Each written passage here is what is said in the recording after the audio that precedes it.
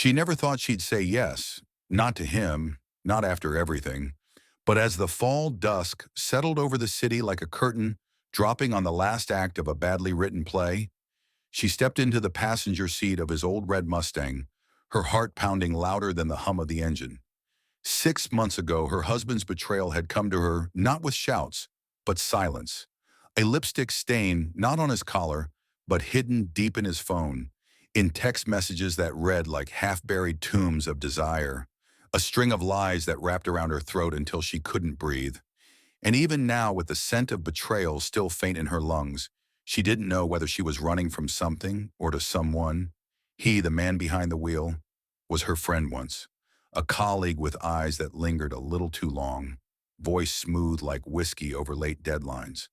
The one who noticed the change in her before she admitted it to herself. How she wore perfume less often. How her smiles became performances. How her wedding ring felt heavier each day. The date wasn't supposed to be a date. It was just drinks, then just dinner, then a slow walk through the amber-lit cemetery by the old church, where the tombstones leaned like crooked teeth. The kind of place teenagers used to dare each other to enter at night. The kind of place you don't visit unless you're looking to bury something or dig something up. And as they wandered past moss-covered names and forgotten promises, the air between them thickened, every word carrying weight, every glance a confession. They didn't say out loud, and when she asked him quietly, "Why now?" He didn't reach for her hand, didn't try to explain her husband's sins.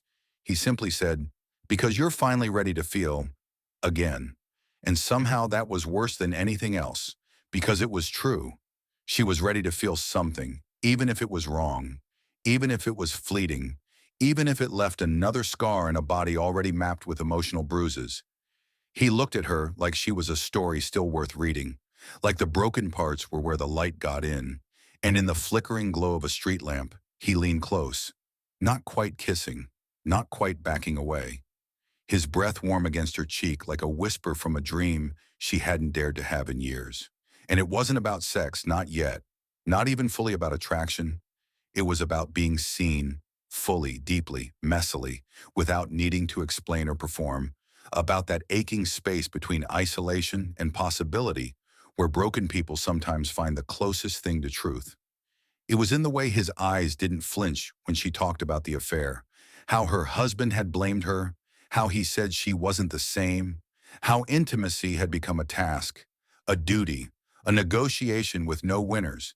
And the cruelest part was that she believed him, believed she had become undesirable, unlovable, irrelevant until tonight, until this moment, where the heat between them wasn't dangerous, just human, raw, and trembling with restraint. And maybe that's why she let him walk her home, let him linger on the porch where the light bulb flickered like it couldn't decide whether to expose or protect. And she didn't invite him in. God, she wanted to. The thought of his hands, his mouth, his certainty. But she wasn't ready to cross that line. Not yet, not tonight, because this wasn't about revenge or validation. This was about reclaiming herself, about giving her heart room to breathe again without needing to sacrifice her dignity to do it. And as he leaned in, not for a kiss, but to rest his forehead against hers, one breath shared between them like a sacred vow, she realized that healing wasn't always about solitude, that sometimes connection, even the almost kind, the near kind, was enough to restart something inside you. The Mustang's engine faded into the night as he drove away, and she stood there, watching him go, hand on the doorknob, pulse in her throat, knowing this was the beginning of something. Not a love story, maybe not even a second chance, but a return to herself. The first time in years she felt the heat of her own desire, not as something shameful or dangerous, but alive, pulsing beneath the surface like a buried current, waiting only for her permission to rise.